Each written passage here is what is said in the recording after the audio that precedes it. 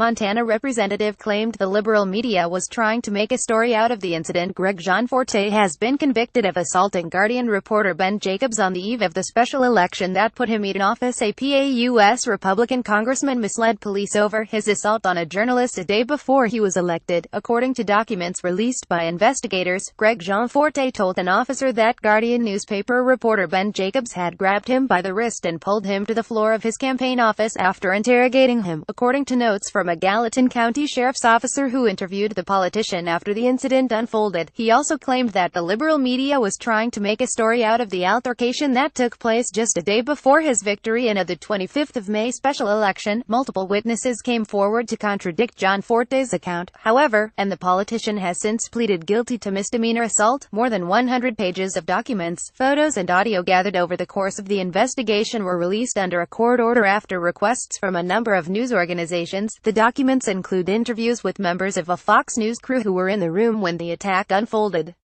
They said Gianforte had been angry over what he perceived as biased coverage and body slammed Mr. Jacobs onto the ground before punching him. One of the congressman's staffers, Josh L., who worked as Gianforte's driver, told officers that he had been in an adjacent room when he heard a commotion.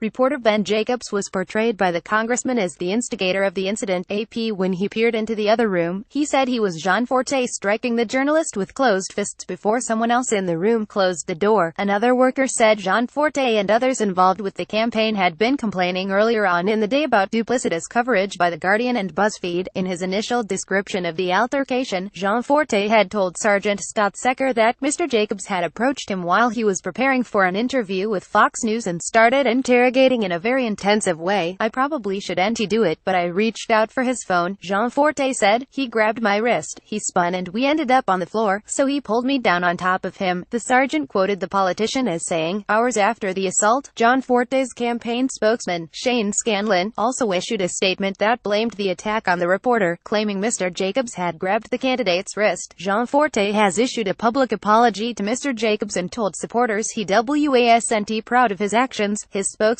Travis Hall, insisted on Friday that the documents revealed nothing new, no one was misled, and anyone who says otherwise is mistaken. Greg took responsibility for his actions and is focused on serving the people of Montana, he said in a statement emailed to AP. Since pleading guilty to the assault, Gianforte has been forced to pay a $385 fine and complete 40 hours of community service, as well as 20 hours of anger management counseling. He has also donated $50,000, £44,000 to the Committee to Protect Journalists. Gallatin County Attorney Marty Lambert said that while he was aware of the Republicans' comments to investigators, additional charges, such as obstruction of justice, were not considered as authorities were focused specifically on the assault allegation. When the police are investigating a case, suspects of crimes will say misleading things, and apparently that's exactly what happened here on the part of both Mr. Gianforte and his campaign, Mr. Lambert said. It is not a crime per se to lie to the cops, he continued.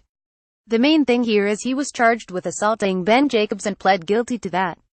The politician is up for re-election next year and has filed an official bid to run, with 6 Democrats entering the race to challenge him. Additional reporting by AP. More about Greg Gianforte. Press freedom. Guardian. Reuse content. We use cookies to enhance your visit to our site and to bring you advertisements that might interest you.